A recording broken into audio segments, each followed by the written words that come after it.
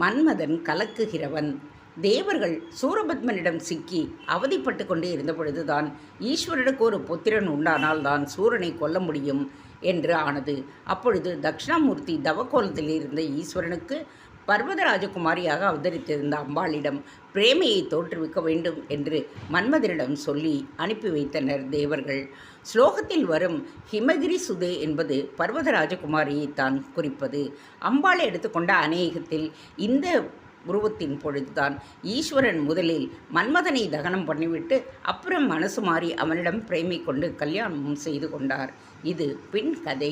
முதலில் தேவர்கள் சுவாமியிடம் சிருங்காரம் எண்ணத்தை உண்டாக்கச் சொல்லி மன்மதனை அனுப்பி வைத்தார்கள்.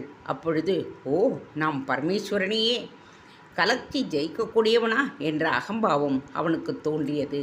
மன்மதன் என்றால் மனதை கலக்குகின்றவன் என்று அர்த்தம்.